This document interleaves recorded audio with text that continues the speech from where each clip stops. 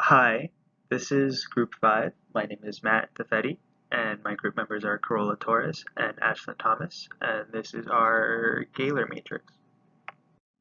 Our Goeller Matrix is focusing on reducing motor vehicle injuries and fatalities, and our three solution options that we're looking at are increased legislation on primary seatbelt laws, increasing sobriety checkpoints, and increasing the use of ignition interlocks. Primary seatbelt laws permit seatbelt use law violators to be stopped and cited independently of any other traffic behavior. Secondary enforcement laws allow violators to be cited only after they first have been stopped for some other traffic violations. Only 34 states have primary seatbelt laws. Of those, 11 do not enforce rear seatbelt use. Seatbelt use is higher in states with primary seatbelt laws. Twice as likely to be injured or die if not wearing a seatbelt, unbelted occupants increase rate of injury to others by 40%.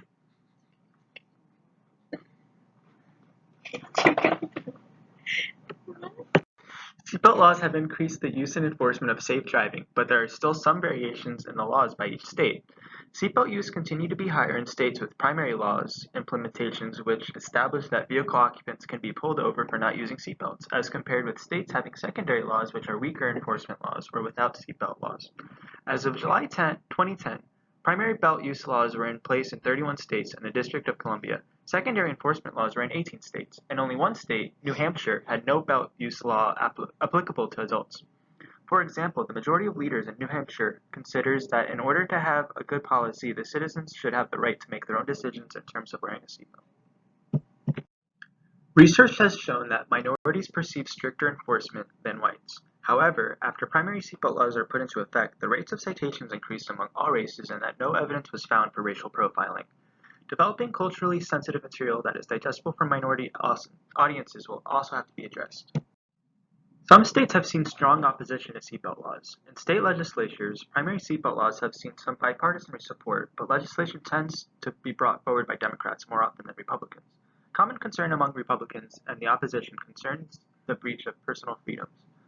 Other concerns are philosophical issues, enforcement issues, and emotional issues. Sobriety checkpoints. Sobriety checkpoints, also called DUI checkpoints, are locations where law enforcement officers are stationed to check drivers for signs of intoxication and impairment. 37 states use sobriety checkpoints. Effectiveness.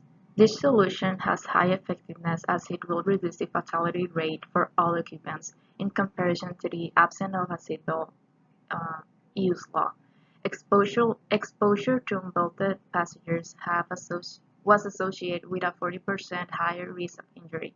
Research has also found that seatbelt use is associated with a 45% decrease in fatal injury and 50% decrease in all other injuries. Stakeholder support and opposition. Supporters such as Matt have developed comprehensive analysis on sobriety checkpoints and claim that there is a 70% reduction in drunk driving with the use of sobriety checkpoints. The alcohol industry is opposed to such legislation. For example, U.S. alcohol producers have collectively decided against marketing and advertising in association with driving. However, advertisement conducted with race car driving events might violate the aforementioned pledge. Equity. Investigations have found that sobriety checkpoints can be overutilized in minority neighborhoods and underutilized in predominantly white neighborhoods. In Chicago, it was found that 84% of the roadside checks were scheduled in areas populated mostly by minorities, while roadways in areas with more DUI-related crashes that are predominantly white are checked less often or not at all. The investigation also found that predominantly white districts only have 4% of checkpoints despite accounting for 25% of alcohol-related accidents. Sobriety checkpoints will need to have strong oversight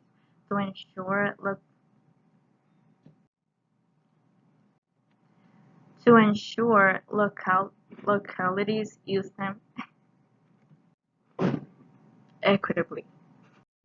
Political feasibility. It is up to the states to conduct and enforce checkpoints. States might interpret the Constitution differently and therefore not conduct checkpoints.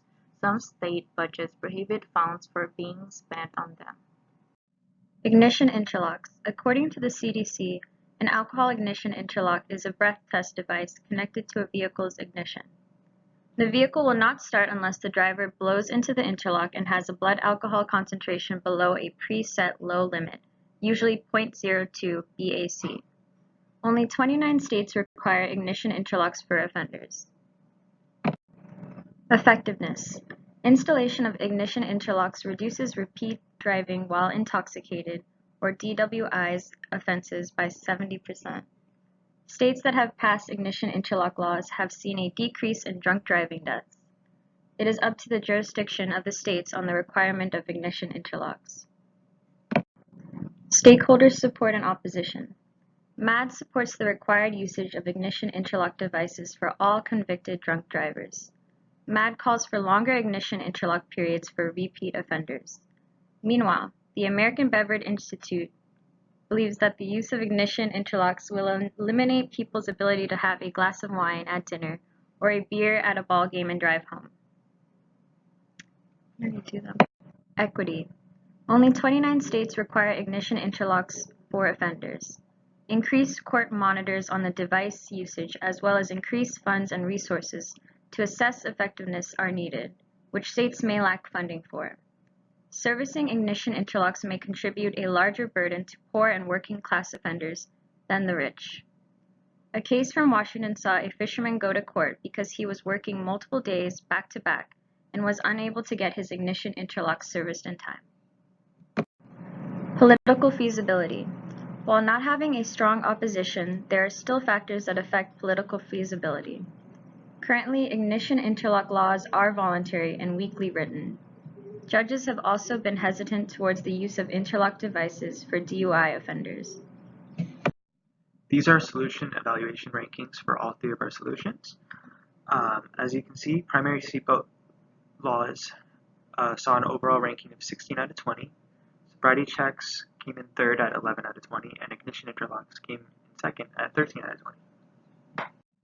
As a group, we believe that increased implementation and enforcement of seatbelt legislation will be the best solution to the reduction of MVA resulting in injury or death after assessment of the effectiveness, equity, stakeholder support, and political feasibility of the proposed solutions.